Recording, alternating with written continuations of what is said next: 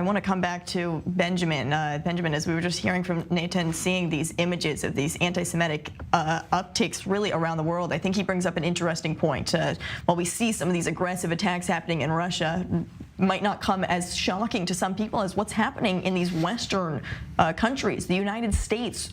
People in their college campuses having to lock inside out of fear of Palestinian protesters. Yeah, let's separate these two phenomena out for a moment. So with regard to what's taken place in Dagestan, the reality of the matter, in my opinion, is that that's Vladimir Putin playing a very, very cynical game of vengeance against the state of Israel, firing a shot across the bow, if you like, to Natan Sharansky's point, letting Prime Minister Netanyahu know that he holds under his purview, this is Vladimir Putin I'm referring to, a considerable Jewish presence and Jewish community, that if he unleashes the hounds against, harm will befall. And I believe that that's vengeance for the fact that the previous Prime Minister of the State of Israel, Yair Lapid, acting Prime Minister of the State of Israel, stood up and condemned the atrocities that Russia was perpetrating against Ukraine. In my opinion, rightly so, incidentally, but Vladimir Putin, former KGB officer, an individual who would very much enjoy serving revenge as a dish served cold, as one would say.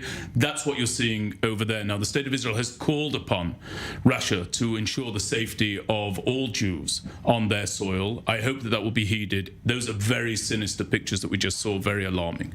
To turn to the United States campuses, I'm sorry to say it, I am not surprised. I began my work on the university campuses in 2007 in the United States of America, after having served here in the Second Lebanon War as a combat soldier. And I told people in the key communities in the United States that they had a problem of rising Jew hatred within their campuses. I was dismissed in many, many corners. People would say, this is not the United Kingdom from where I come. This is not the campus atmosphere of Europe from where I come. This is the United States of America. Such things cannot happen here. They were wrong. Unfortunately, they were wrong. They were slow to recognize the Jew hatred and the uptick.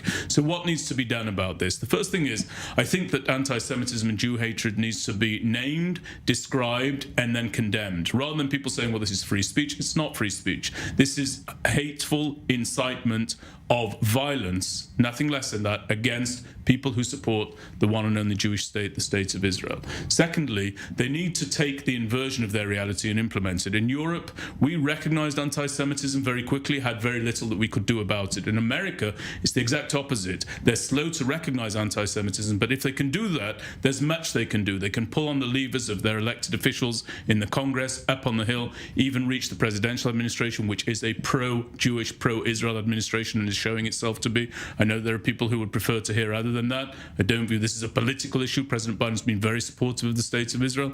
And the other thing is they must fortify all Jewish facilities forthwith. Synagogues need to be protected by armed guards. And in addition to that, community members from the area who can recognize who should come in and who should not come in must stand shoulder to shoulder with those guards and stop them in the event that they seek to penetrate Jewish facilities. It's vital and it's very, very important. I want to bring up just some live images that we're seeing while you're speaking right now, just some live images out of Gaza. You can see the smoke coming through the air. So all of this continuing to happen right here in Israel, and the repercussions felt abroad. And so while there is a war happening right in front of our eyes right here, people are using this as a way to now attack Jews abroad. And it's bringing up the very horrible instance where many people are now choosing to not use their Israeli passport, to hide their Star of David necklace, to hide their Judaism when they're going abroad because they don't feel safe anymore. This is the stories that you heard in the 1800s, the 1900s. How is this uptick happening now, 2023? Well, the uptick's happening now in 2023 because it's been a long time coming. As I mentioned, we have received in my organization emails from students since at least 2007 expressing that they're not able to wear their Magen David, their Star of David, outwardly on the university quad.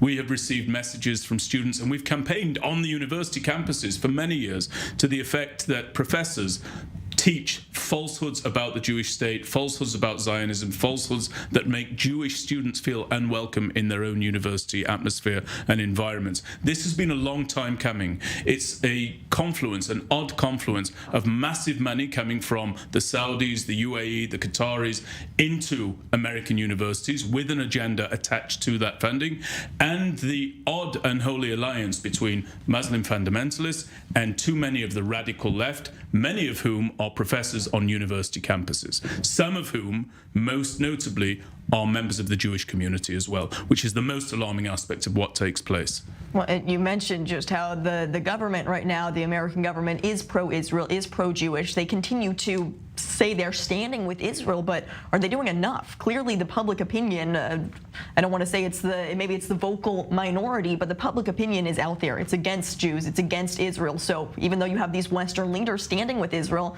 how is it helping change the public opinion? No, I think that much more needs to be done. I think there needs to be funding assigned, increased funding. There has been some funding already, but funding assigned directly and immediately to the fortification of Jewish facilities. That's very important. I think there needs to be increased manpower put there, not just by security forces from the private sector, but also by the local police forces and the municipalities. The NYPD, for example, needs to step up in these areas, not just communities and community members. And obviously the statements of condemnation towards acts of Jew hatred must contain that type of language, that this is Jew hatred, this is anti-Semitism, and it will not be tolerated in the United States of America.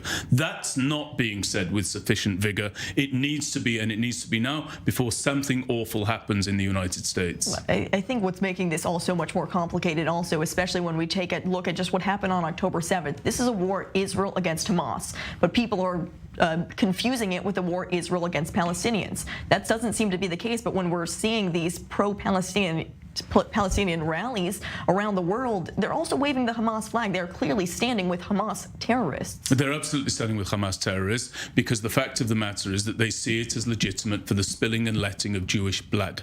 That is the truth of the matter. And were these people armed, we would see them deploying their arms, I dare say, against Jews and against Jewish facilities. That is why it's so very important that Jewish people fortify their centers, their apparatus, their communities.